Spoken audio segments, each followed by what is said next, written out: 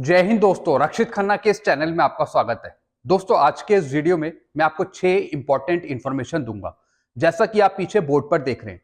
और इसी के रिगार्डिंग कुछ मैसेज हैं, कुछ नोटिफिकेशन है, कुछ लेटर है, वो भी मैं आपको साइड में दिखाऊंगा, वो भी आप चेक करेगा। वीडियो में आगे बढ़ने से पहले एक छोटी सी गुजारिश करूंगा, अगर आप पहली बार मेरा चैनल देख रहे हैं या फिर वीडियो देख रहे हैं तो आप मेरा चैनल सब्सक्राइब कर सकते हैं, क्योंकि दोस्तों वेलफेयर से जुड़ी जो नई नई जानकारी आती है वो आपको दी जाती है इस चैनल के माध्यम से। और पेंशन से रिलेटेड जो प्रॉब्लम उठती है उसका भी सलूशन किया जाता है, आपको सही गाइड करा जाता है, सही रास्ता दिखाया जाता है। तो दोस्तों, तमाम जानकारियां पाने के लिए आप मेरे चैनल से जुड़ सकते हैं या फिर चैनल सब्सक्राइब कर सकते हैं, जिसका नाम है रक्षित खन्ना। चलते हैं दोस्तों पहली इंफॉर्मेशन की तरफ। लोकसभा चुनाव का काउंटडाउन शुरू। जी हां दोस्तों, कुछ टाइम बाद लोकसभा चुनाव का काउंटडाउन शुरू होगा, उल्टी गिनती शुरू होगी। तो दोस्तों, मैं आपको साइड में मैसेज दिखा रहा हूं जिसमें लिखा हुआ है 13 से 15 मार्च के बीच लग सकती है आचार संहिता। जैसा आपको पता है, जैसे ही चुनाव की तारीखें तय होती है इलेक्शन कमेटी द्वारा, उसी टाइम आचार संहिता की तारीख भी निश्चित हो जाती है। तो दोस्तों, जब भी आचार संहिता लगती है तो कुछ काम रुक जाते हैं, फिर बाकी जो काम होते हैं वो सही तरीके से संचालित नहीं होते। तो दोस्तों, इसकी डेट भी कंफर्मेशन कुछ टाइम बाद आएगी कि असली तारीख कौन सी है आचार संहिता की। और हम जानते हैं कि जब भी कोई आचार संहिता लगती है तो दोस्तों उससे पहले कुछ चीजें डिक्लेयर करी जा सकती है भारत सरकार के द्वारा। तो दोस्तों, ये डेट और भी आगे बढ़ सकती है आचार संहिता की। अभी तो यहाँ पे 13 से 15 मार्च बताया है, लेकिन ये डेट और भी एक्सटेंड हो सकती है, और भी बढ़ सकती है। चलते हैं दूसरी इंफॉर्मेशन की तरफ। डीएडीआर 4% बढ़ने की संभावना मार्च में है। जी हाँ दोस्तों, जैसा आपको बताया अप्रैल या फिर मई में लोकसभा चुनाव हो सकते हैं, तो भारत सरकार की एक कोशिश रहेगी कि आपका डीएडीआर की जो घोषणा है वो पहले ही कर दे, यानी मार्च में। तो दोस्तों, यानी 20 अप्रैल से पहले सरकार घोषणा कर सकती है आपके डीएडीआर की, और 46% से 50% आपका डीएडीआर हो जाएगा, यानी भारत सरकार 4% आपका अप्रूव कर सकती है। और दोस्तों, इसकी घोषणा मार्च में है, यानी संभावनाएं हैं कि मार्च में आपका डीएडीआर डिक्लेयर हो जाए, वो भी 4%। चलते हैं दोस्तों अगली इंफॉर्मेशन की तरफ। लोकसभा चुनाव से पहले 18 महीने का डीएडीआर का एरियर या फिर पेंशन बढ़ोतरी मिलेगी। जी हाँ दोस्तों, जब तक चुनाव नहीं आते काफी सोर्सेस से आपको कई जानकारियां मिलेगी कि भारत सरकार 18 महीने का डीएडीआर का एरियर देगी चुनाव से पहला। ऐसे आपको बहुत सी जानकारियां मिलेगी विभिन्न यूट्यूब चैनलों द्वारा या फिर न्यूज में। ऐसी दोस्तों खबर आज तक में भी आई थी, आज तक न्यूज में। लेकिन दोस्तों, क्या आपको वाकई में 18 महीने का डीएडीआर का एरियर मिलेगा, वो भी चुनाव से पहले, या फिर चुनाव के माहौल को भुनाने के लिए, या फिर वोट बटोरने के लिए? दोस्तों, सरकार पर चुनाव का असर क्या रहेगा? सरकार पर इस टाइम भारी चुनाव का असर रहेगा, यानी वोटों का माहौल भुनाने के लिए कुछ ना कुछ सरकार आपको दे सकती है अपने वोट भुनाने के लिए। ज्यादा से ज्यादा वोट बटोरने के लिए सरकार आपके लिए कुछ ना कुछ कर सकती है।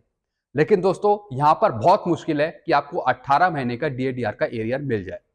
काफी सोर्सेस के अनुसार ये जानकारी मिली है कि मुश्किल है कि आपको 18 महीने का डीएडीआर का एरियर मिले। लेकिन फिर भी ये न्यूज तमाम जगह छा रखी है, चाहे सोशल मीडिया पे, चाहे अखबारों में। और ये कहा जा रहा है कि शायद भारत सरकार चुनाव से पहले आपका 18 महीने का डीएडीआर का घोषित करे एरियर। दोस्तों, ये सब पुरानी बातें हैं, और सरकार पे इसका क्या इंपैक्ट पड़ता है, क्या असर पड़ता है, वो देखने वाली बात होगी। सरकारी कर्मचारियों को या फिर पेंशनर्स को लुभाने के लिए क्या उनकी पेंशन बढ़ाई जा सकती है, या कुछ पेंडिंग एरियर दिया जा सकता है? दोस्तों, यहां पे थोड़ा मुश्किल काम ये लगता है, लेकिन दोस्तों, क्या आपके लिए कुछ चमत्कार घोषित होगा सरकार की तरफ से? आप नीचे कमेंट करिए। चलते हैं दोस्तों चौथी इंफॉर्मेशन की तरफ। द ट्रिब्यून अखबार की खबर, गैलेंट्री अवार्ड समारोह में 17 सेना के जवानों को वीरता या फिर विशिष्ट सेवा पदक प्रदान किए गए। जी हां दोस्तों, गैलेंट्री अवार्ड समारोह हुआ था जिसमें 17 सेना के जवानों को अधिकारियों ने वीरता पुरस्कार या फिर विशिष्ट सेवा पुरस्कार दिया। और दोस्तों, ये उनके परिवारों के लिए खुशी की बात है जो सेना को, जवानों को ये मेडल मिले। General officer commanding in chief lieutenant general Dheeraj Seth ने इन्हें बधाई दी है। आप साइड में न्यूज भी चेक कर सकते हैं। फिर दोस्तों अगली इंफॉर्मेशन, एमएससीपी एसीपी के नियम बदले। और दोस्तों जब ये नियम बदलते हैं, जब भी कोई आर्मी हेडक्वार्टर का लेटर जारी होता है, तो दोस्तों उसी के साथ साथ आपको ये नियम समझने भी चाहिए, पढ़ने भी चाहिए कि आपके लिए क्या नियम चेंज हुए और आपको किस चीज का फायदा मिलेगा। रेड या फिर ब्लैक इंक एंट्री, जी हाँ दोस्तों, रेड या फिर ब्लैक इंक एंट्री पर कुछ नियम आए थे कि अगर सर्विंग जवानों के रेड ब्लैक एंट्री मार्क हो जाती है तो दोस्तों उनको एमएससीपी नहीं दी जा सकती। अब दोस्तों इसमें एमओडी आर्मी हेडक्वार्टर के कुछ लेटर हैं जिसके बेस पर आपको एमएससीपी नहीं दी जा सकती। दोस्तों इन्हीं का लेटर है, लेटर नंबर है ये और डेट है 13 जून 2011 का। के लेटर के अनुसार पिछले 5 सालों में अगर सर्विंग जवान की एक से ज्यादा रेड इंक एंट्री है तो फिर उनको एमएससीपी नहीं दी जा सकती। तो दोस्तों एमओडी के लेटर 3 लेटर हैं। एक तो 10 अक्टूबर 1997 का, फिर 13 जून 2011 का, फिर 11 अक्टूबर 2021 का। यानी इन 3 लेटर के आधार पर आपके 3 अलग अलग रूल हैं। सबसे पहला रूल है पूरी सर्विस के दौरान 3 रेड इंक एंट्री से ज्यादा नहीं होनी चाहिए। यानी पूरी सर्विस के दौरान अगर जवान की 3 रेड इंक एंट्री से ज्यादा है तो फिर उसे एमएससीपी नहीं मिलती। अगर कोई भी पनिशमेंट है जिसकी वजह से रेड इंक एंट्री मार्क हो गई हो तो दोस्तों इसमें कैटेगरी बनी हुई है। पहली है 3 रेड इंक एंट्री, अगर इससे ज्यादा है तो एमएससीपी नहीं मिलेगी 10 अक्टूबर 1997 के लेटर के अनुसार। फिर दोस्तों 13 जून 2011 के लेटर के अनुसार पिछले 5 सालों में एक से ज्यादा रेड इंक एंट्री अगर है तो फिर एमएससीपी नहीं मिलेगी।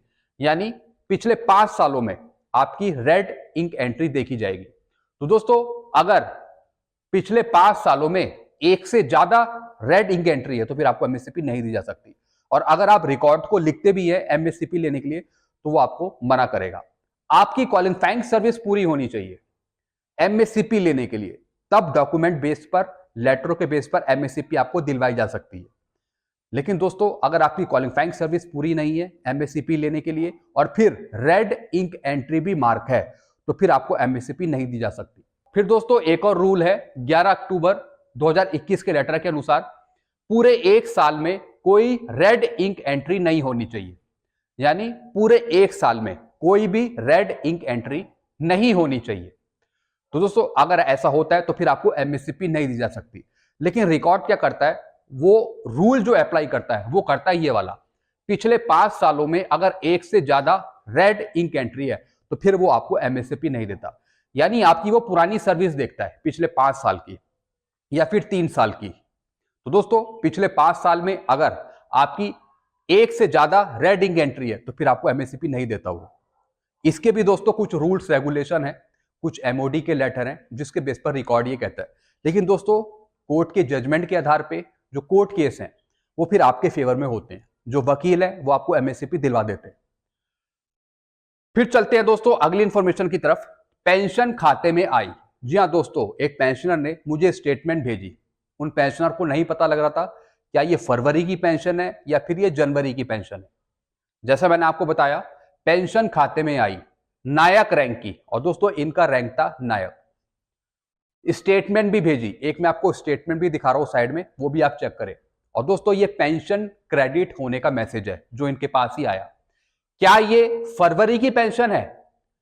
नहीं दोस्तों, ये इनकी फरवरी की पेंशन नहीं है, ये इनकी जनवरी की पेंशन है। तो इसलिए आपको अपनी पेंशन की पहचान करना भी जरूरी है कि कौन सी मंथ की आपकी पेंशन क्रेडिट हुई है। कई पेंशनर्स को नहीं पता, तो एक बार सही से चेक करें कि आपकी कौन सी महीने की पेंशन क्रेडिट हो रही है या फिर हुई। तो इनका जो ये मैसेज है ये इनकी जनवरी की पेंशन का है। तो मैंने चेक करके इनको बताया कि इनकी ये जनवरी की पेंशन क्रेडिट हुई है। फरवरी की जो पेंशन है उसका दोस्तों मैसेज अभी नहीं आया। एक आध पेंशनर ने मुझे कमेंट किया था, मैसेज भी शेयर किया था कि सर हमें मिला है। हो सकता है कि ये ट्रिगर्ड मैसेज हो, धीरे धीरे कुछ टाइम बाद आपको मिल रहे हो। अगर नहीं भी आता आपके पास मैसेज तो पेंशन आपके खाते में आएगी। और ये पॉसिबल है संभावना है कि आपको 29 फरवरी को आपको पेंशन मिले। और बाकी जो बैंक है, बैंक भी आपको धीरे धीरे प्रोवाइड कर रहा है। तो दोस्तों ये कुछ इंफॉर्मेशन थी, 6 इंफॉर्मेशन थी जो मैंने आपको समझाई आपके वेलफेयर से रिलेटेड। अगर अभी भी कोई क्वेश्चन है या कुछ आपको पूछना हो तो आप नीचे कमेंट कर सकते हैं। ऐसी दोस्तों मैं वेलफेयर से जुड़ी जानकारी आपके लिए लाता रहता हूं, आपको समझाता रहता हूं। तो इसके लिए आप मेरे चैनल से जुड़ सकते हैं तमाम जानकारियां पाने के लिए, और मेरा चैनल सब्सक्राइब कर सकते हैं जिसका नाम है Rakshit Khanna. Thank you so much.